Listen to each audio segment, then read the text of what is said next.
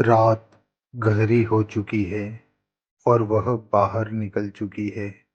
उसकी आँखों में वैसी ही प्यास है, एक अजीब, बेचैन कर देने वाली खून की प्यास।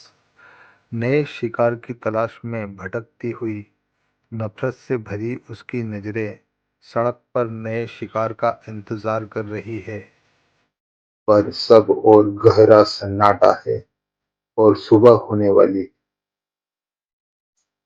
सुबह सूरज की पहली किरण के साथ वह हवा में धुआं बनकर गायब हो गई और शहर ने एक नई सुनहरी सुबह का स्वागत किया है, मानो रात को कुछ हुआ ही ना हो। लेकिन इस शहर की हर रात कुछ न कुछ निकल जाती है।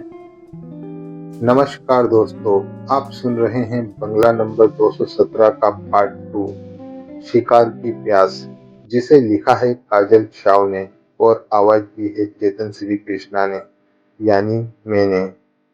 अब कहानी में आगे बढ़ते हैं। ये वही शहर है जहां हर बंगला करोड़ों में बिकता है, लेकिन एक बंगला ऐसा भी है, बंगला नंबर 217, जिसे फ्री में भी देने पर कोई लेने को तैयार नहीं है। बंगला नंबर 217 का नाम सुनते ही लोग कांप जाते हैं। उनके दिलों की धड़कन अचानक तेज हो जाती है। आखिर ऐसा क्या राज है वहां, जो बंगला नंबर 217 एक डर में बदल जाता है। आज हम उसी की तरफ ले जा रहे हैं। आप भी हमारे साथ चलिए। राम शर्मा, उम्र 35 साल, पेशा आर्किटेक्ट इंजीनियर, चेहरा शांत पर आंखें उम्मीद और उत्साह से भरी हुई है।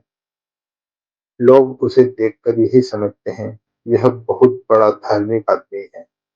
माथे पर तिलक, गले में माला, हाथों में धागा। लेकिन सच में राम भगवान को नहीं मानता। पूजा पाठ उससे नहीं, उसके सब्र से होता है, और वह सब्र सिर्फ उसकी पत्नी के लिए है। अपनी पत्नी की छोटी छोटी खुशियों के लिए राम रोज अपनी नास्तिकता पर एक छोटा सा धार्मिक मुखौटा चढ़ा देता है। अचानक राम की कार एक मंदिर के सामने रुकती है। मंदिर को देखकर उसके चेहरे पर चिढ़ ऐसे चढ़ती है, जैसे धीरे धीरे गर्म पानी उबल रहा हो। राम ने हैरानी से पूछा, ये कार यहाँ क्यों रोकी? ड्राइवर से पहले जवाब मैनेजर देता है। मैनेजर के स्वर में भी डर और सफाई है। मैनेजर धीमे से बोला, सर, भाभी जी ने कहा था नया बंगला देखने से पहले मंदिर में प्रसाद चढ़ा दीजिएगा। राम धीरे धीरे उसकी ओर मुड़ता है। उसकी आंखें छोटी तीखी हो जाती हैं, जैसे किसी को मन ही मन काट रहा हो। राम धीमी मगर खतरनाक आवाज में बोला, पैसा मुझसे लेता है और काम मेरी बीवी का करता है। अगली बार तुझे ही रिप्लेस कर दूंगा। मैनेजर का चेहरा जम जाता है। वह कुछ सेकंड राम को घूरता है, जैसे पहली बार समझा हो कि उसकी नौकरी धागे से लटकी हुई है।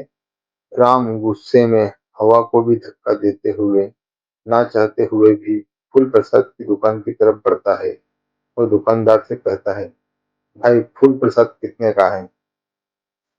फूल वाला राम के तिलक को देखता है। उसे लगता है यह आदमी बहुत बड़ा धार्मिक और सज्जन व्यक्ति है, और वह बोला, सर, स्पेशल भक्तों के लिए 500 की टोकरी है और सिंपल भक्तों के लिए 100 वाली टोकरी। यह सुनकर राम की सांसें रुक जाती है। चेहरे पर वही पुरानी चिढ़ आ जाती है और वह कहता है, 10 रुपये का सामान 100 में दे रहे हो?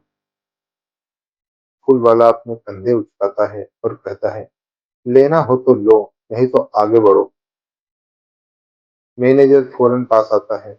उसकी आवाज कांपती है और वह कहता है, सर प्लीज, भगवान के लिए लेना है, पैसों के लिए बहस ना करें। राम के जबड़े कस जाते हैं। वह 100 रुपये ऐसे देता है जैसे किसी दुश्मन को खंजर थमा रहा हो। राम धीरे से अपने मन में बड़बड़ाता है, ये सब नौटंकी मेरी बीवी करवाती है। राम मंदिर के अंदर आता है, हर कदम में खींच, हर सांस में मजबूरी, फिर भी अपना कर्तव्य मानकर वह आगे बढ़ता है। पंडित जी उसे देखते हैं और तुरंत पहचान जाते हैं कि यह श्रद्धा नहीं, कोई समझौता लेकर आया है। पंडित जी सरल पर आदेश जैसे शब्दों में कहते हैं, दक्षिणा चढ़ा दीजिए, मंगल होगा आपका। राम की आंखें एक सेकंड के लिए लाल हो जाती है। वह कुछ कहना चाहता है, बहुत कुछ, लेकिन सिर्फ एक लंबी भारी थकी हुई सांस लेकर रह जाता है और चुपचाप दक्षिणा रख देता है, बिना देखे, बिना बोले। फिर मुड़ते हुए अपने मन में बड़बड़ाता है, हर जगह लूट मची है, आज दिन ही खराब है। फिर राम बंगला नंबर 217 के सामने आता है। कार रुकती है। राम अपने मैनेजर के साथ नीचे उतरता है। शंकर, ब्रोकर, पहले ही खड़ा है, चेहरे पर चौड़ी मुस्कान लिए, आंखों में चमक, जैसे उसका कोई जैकपॉट लगने वाला है। राम के उतरते ही शंकर दोनों हाथ जोड़कर झुकता है और शंकर उत्साह से कहता है, नमस्ते शर्मा जी, आइए आइए, आपका ही इंतजार था। वह बंगले की ओर हाथ फैलाकर दिखाता है, गर्व से, जैसे कोई अपना खजाना दिखा रहा हो। ये रहा आपका बंगला नंबर 217, जिसके बारे में आपको बताया था। मैंने इतना बड़ा, इतना आलीशान बंगला इतने कम बजट में मिलना सही में किस्मत की बात है शर्मा जी। अंदर देखते ही झूम उठेंगे आप। राम धीरे धीरे गेट के पास आता है। उसका गुस्सा, उसकी चिढ़ धीरे धीरे खामोशी में बदल जाता है। राम को पता नहीं है कि यह बंगला सिर्फ एक मकान नहीं है, यह किसी का इंतजार कर रहा है, या शायद किसी को निगलने की तैयारी में है। और अब उसने अपने अगले मेहमान की आहट साफ साफ सुन ली है। आखिर क्यों बंगला नंबर 217 को कोई फ्री में भी खरीदना नहीं चाहता है? आपके सभी सवाल आपका इंतजार कर रहे हैं बंगला नंबर 217 के अगले एपिसोड में। तब तक के लिए इजाजत दीजिए। धन्यवाद।